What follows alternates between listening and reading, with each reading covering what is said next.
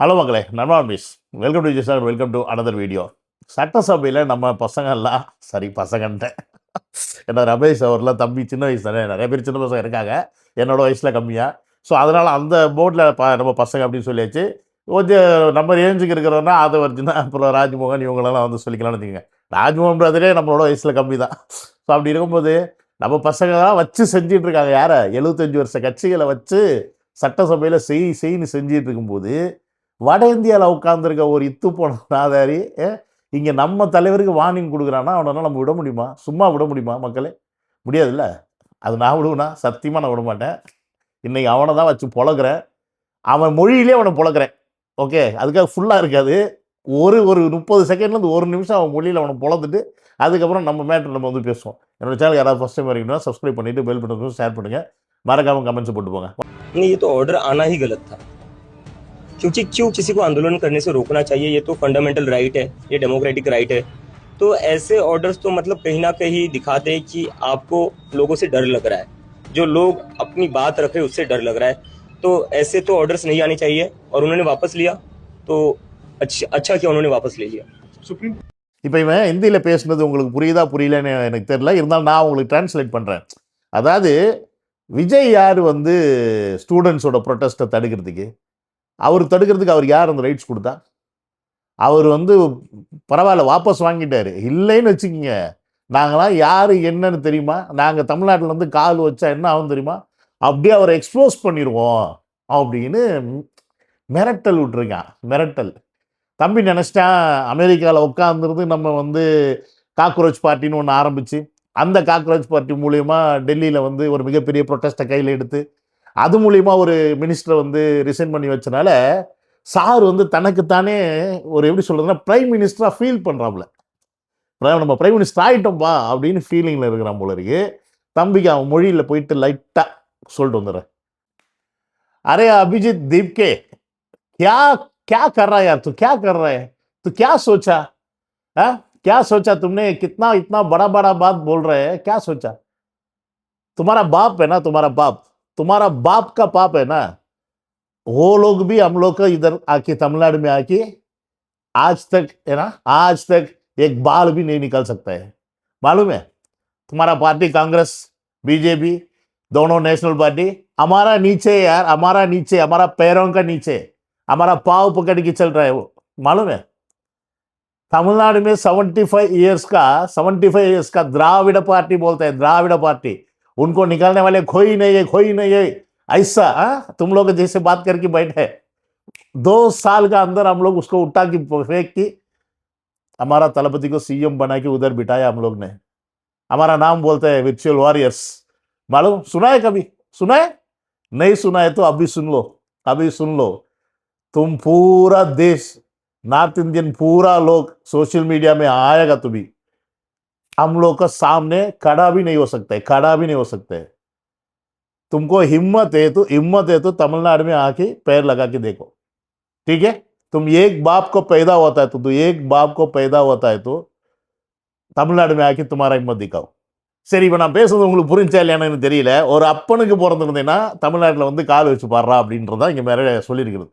அதாவது இவன் வந்து மேட்ரு என்னென்னா ஸ்டூடெண்ட் ப்ரொட்டஸ்ட்டை தடுக்கிறதுக்கு யாருக்கும் உரிமை இல்லை அப்படின்னு சொல்கிறதுலாம் வாஸ்தவமான பேச்சு. ஆனால் இங்கே தமிழ்நாட்டில் என்ன ப்ரொட்டஸ்ட் நடந்துச்சுன்றதை தெரிஞ்சுக்கிட்டு பேசணும். கூமுட்டத்தனமாக பேசக்கூடாதுல்ல. கரெக்டாக இல்லையா?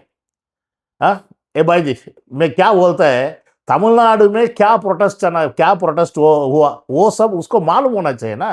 वो कुछ भी मालूम नहीं, सीधा उधर बैठ के ऐसा बात करेगा तो कैसे यार? कैसे? तमिलनाडु में प्रोटेस्ट कौन किया? जेंजी किड्स बोल के अपना ஸ்டாலின் का बच्चा लग किया. யாரு? நம்ம அப்பாவோடைய பிள்ளைங்க செஞ்சுன்னு இருந்தாங்க எல்லாம். அது அவனுக்கு தெரியாது. அந்த இத்து போன நாதாரிக்கு தெரியாது. நான் இப்போ இவனை தமிழை திட்டினா அவனுக்கு புரியாது, ஹிந்தியில் பேசினா உங்களுக்கு புரியாது. ஏன் பாடு பெரும்பாடாக இருக்கு. ஐயோ, நான் என்ன பண்ண போகிறேன்? சரி, இடையில இப்படி மிக்ஸ் பண்ணி பேசுவோம். இவன் வந்து பார்த்தீங்கன்னா காக்ரோச் ஜனதா பார்ட்டி அப்படின்னு சொல்லி ஒன்று ஆரம்பித்தாங்க. அடுத்து ஆரம்பித்த ஒரே நாளில் பார்த்தீங்கன்னா மில்லியன் ஃபாலோவர்ஸ் வந்து ஏறிக்கிட்டு போது சல்லுன்னு போச்சு.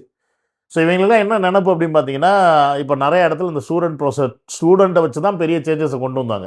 பங்களாதேஷாக இருக்கட்டும், நேபாளாக இருக்கட்டும், ஸ்ரீலங்காவாக இருக்கட்டும், பிலிப்பைன்ஸாக இருக்கட்டும், இந்த மாதிரி பல இடங்களில் ஸ்டூடெண்ட்ஸை வந்து மடை மாற்றி கொண்டு வந்தாங்க.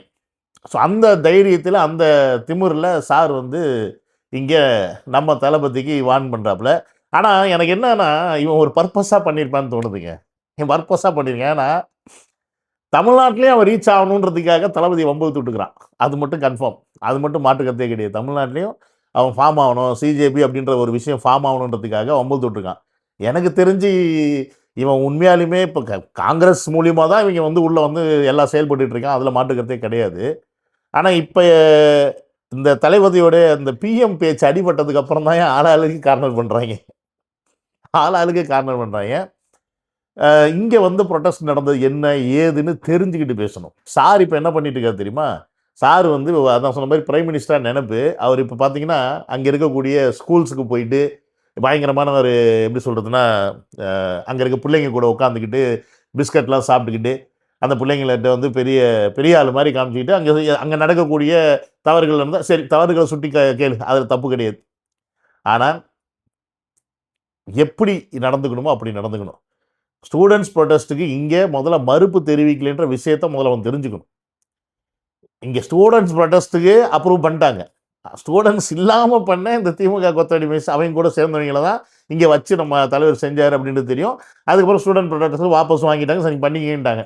அது கூட என்ன, ஓரமாக உனக்கு எங்கே போய் பண்ணணுமோ அங்கே போய் பண்ணு.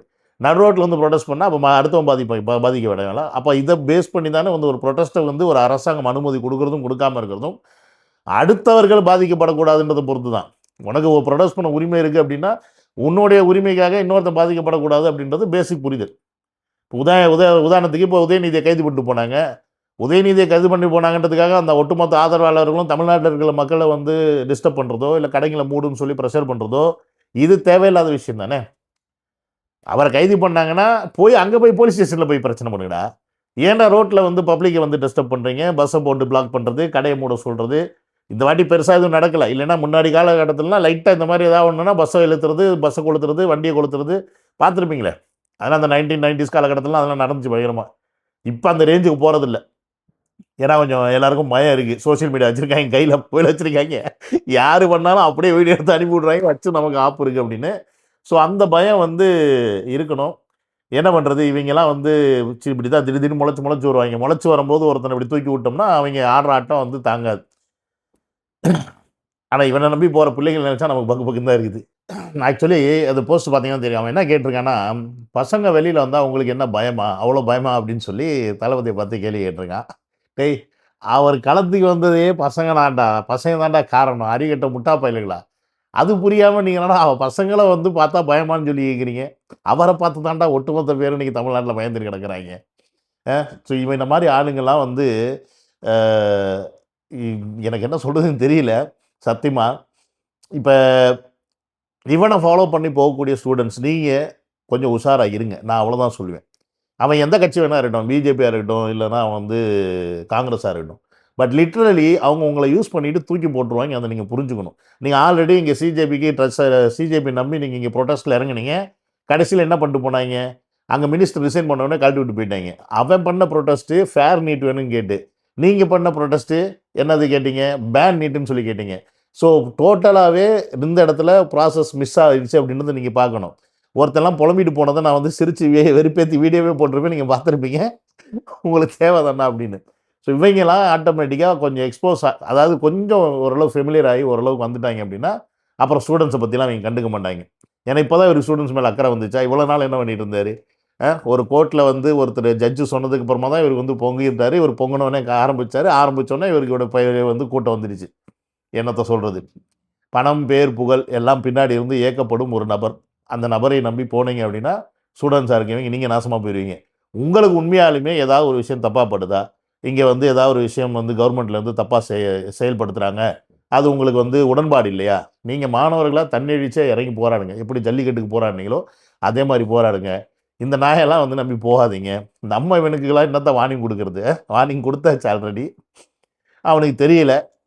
நம்ம இந்த தமிழ்லலாம் சொன்னாலும் புரியாது. ஹிந்தியில் வேணால் ஒரு ஷார்ட் வீடியோ போட்டு விடுவோம், அப்புறமா நான் போட்டு விட்றேன். ஓகே. ஸோ கண்டவரி இவன் பின்னாலாம் போகாதீங்க, அவ்வளோதான் நம்மளால் சொல்ல முடியும். பை.